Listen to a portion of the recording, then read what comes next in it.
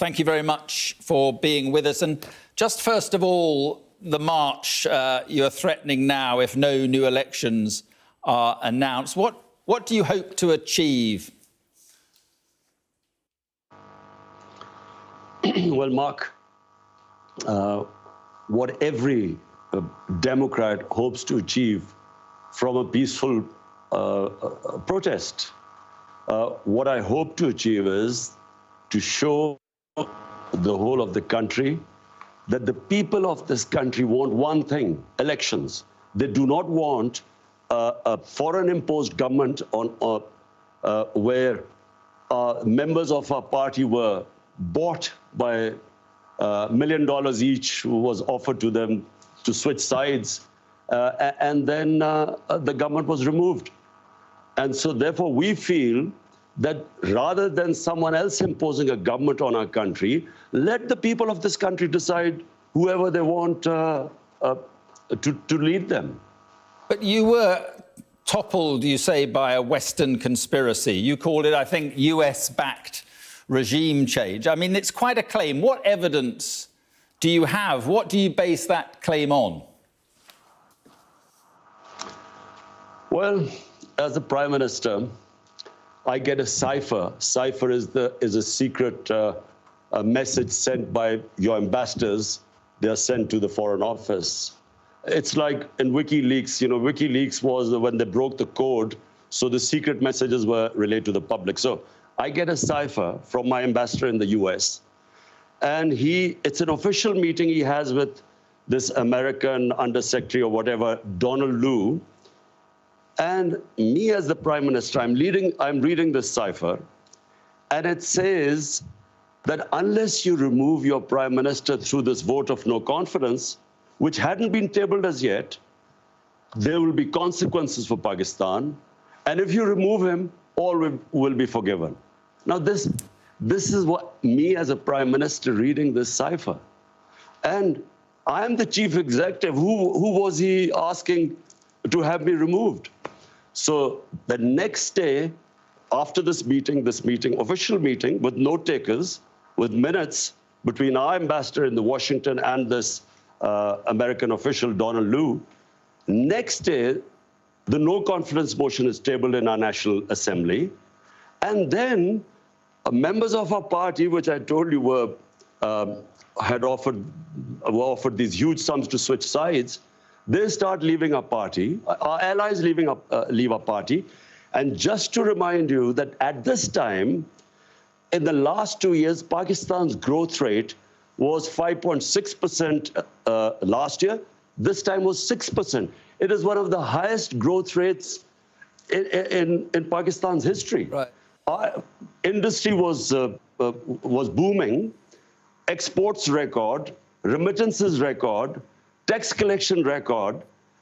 We cope with the coronavirus. We are considered one of the 5 top countries which saved the people and our economy and our poor people from the virus. So there was no reason for the government suddenly to be removed, because since we've been removed, by the way, the economy has gone in a tailspin. Right. So let me just ask you about that. So let me just ask you about that, because the US completely deny this, and you say that the US wanted you out because of your foreign policy, which was increasingly anti-Western and clearly favouring China and Russia. Do you regret the ties with Russia, specifically given what's happened in Ukraine?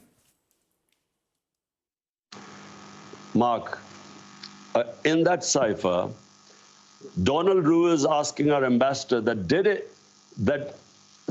the Prime Minister, Imran Khan, was solely responsible for his decision to tour Russia. Now, the ambassador kept trying to explain to him that this was a tour which was planned long way back, way before Ukraine. Secondly, all stakeholders, the Foreign Office, the military establishment, we were all on one page because the military wanted hardware. We wanted to buy gas because we got depleting gas reserves. We wanted to, and this was 6 years ago, this contract was being negotiated.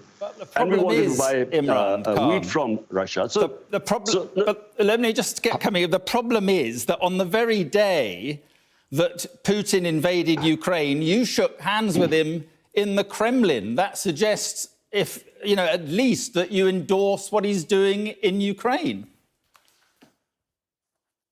Mark, how the hell was I supposed to know that the day I landed in Moscow, Putin was going to go into Ukraine?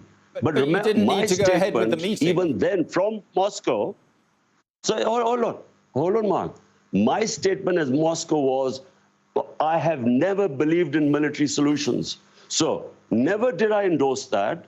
Ours was a totally bilateral meeting, and it was planned long before. So point I'm trying to make is that we didn't realize that when I would reach there, that Putin would go into Ukraine. How was I supposed to know? And how could you be punished for that? But do you accept? This is the big thing. How could you have? But do you accept that what Russia is doing is an illegal act of aggression? Do you condemn what Russia is doing? Mark, I am against all military operations. I was against Iraq war. I was against US going into Afghanistan consistently. I'm against military solutions in Ukraine to solve problems. But point I'm trying to make is that to hold me responsible, and in this cipher, it was only me being held responsible, while our ambassador was telling us that this was a long before the store was planned. The purpose of going there were bilateral things. But we had nothing to do with. But even so, the problem is that the ties you have with Russia and China suggest that you went ahead with that meeting, that human rights are secondary to trade for you. Russia is waging a war on its neighbour, killing civilians. China has a terrible record on human rights, repressing the Uyghurs and other minorities. Mark, I was elected by 220 million people of Pakistan to serve them. My number one priority is there are 50 million Pakistanis below the poverty line. I was not elected for them to correct all the wrongs that are going on in the world. My responsibility was my country. And so all my relationships, whether it was with China, with the United States, with Russia, were for the benefit of our own people. Listen, in Kashmir, which is a dispute between Pakistan and India, India has violated all United Nations resolutions on Kashmir. They've illegally taken away the right of the Kashmiri people and basically got rid of the statehood. Now, did anyone speak against it? There are atrocities going on in Kashmir. 100,000 people in Kashmiris have died. Has anyone condemned India for that? No, because India is an ally. Allow us to be neutral too so that we can look after our own people. What about Afghanistan? Are you pleased to see the Taliban back in control in Afghanistan? Were you pleased to see the West defeated? Mark, Afghanistan there was never going to be a military solution. Anyone who knows the history of Afghanistan, and the British above all, have experienced 3 wars in Afghanistan. The 3 times they've gone into Afghanistan in the 19th century, twice in 19th and once in the 20th century. There was never going to be a military solution. People like us who kept saying that this is not, you will not solve Afghanistan problem by bombing them or sending your military, we were called pro-Taliban. People like us were always talking about how would there be people in Afghanistan? For 40 years, they've been suffering. But so at the end, you said... But at the end, you said... It's not whether you are in one... Mark, this is not a football match, whether you're on one side or the other. It's trying... And when Afghanistan, when there are problems there, the country that suffers most is Pakistan.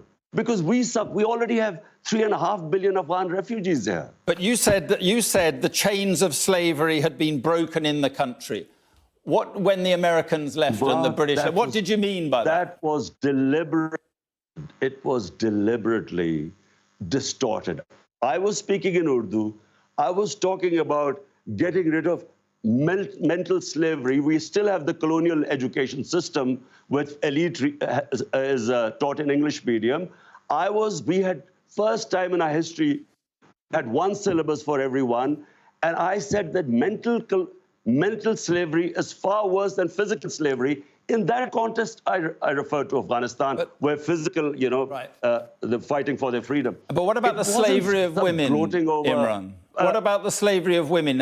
Are you concerned that they seem to be going back on their commitment to allow girls back to school, and they're now insisting women cover their faces? Are you worried at all about what is happening there?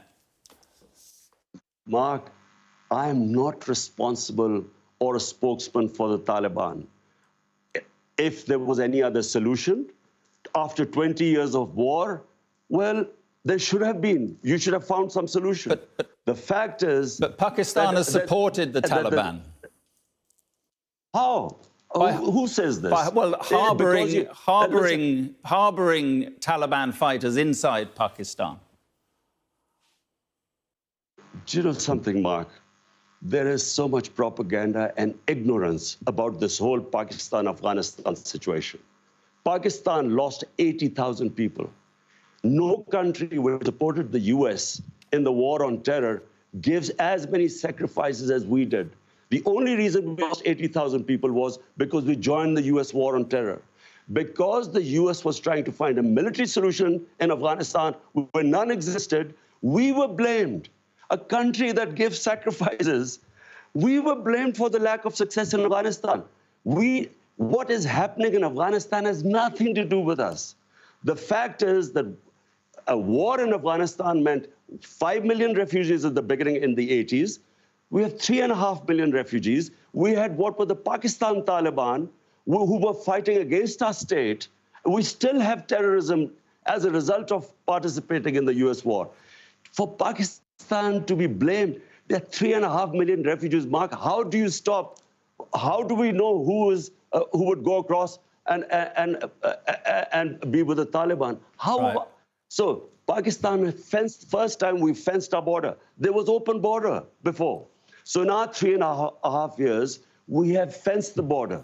But please do not blame Pakistan. Pakistan is the collateral damage of Afghanistan. Okay. Just finally, on the elections you want, do you think that people power, you're talking about 2 million people, do you honestly think that people power can take you back to power? I'm not going to... I'm not showing the 2 million people coming out in Islamabad so I would get back into power. All we are saying is that there are two problems. One is that this is an imposed government through a regime change by Washington. Number two, they're criminals. 60% of the cabinet is on bail. The prime minister and the chief minister were about to be sentenced when they were made the chief minister and prime minister. It's an insult to this country. All we are doing is peaceful protest. Okay. We feel, let the people of Pakistan decide who they want to elect. Let's not have an imposed government from outside. Okay. Well, as I say, the Americans deny that. But listen, Imran Khan, thank you very much for being with us this evening. Thank you. Thank you, Mark.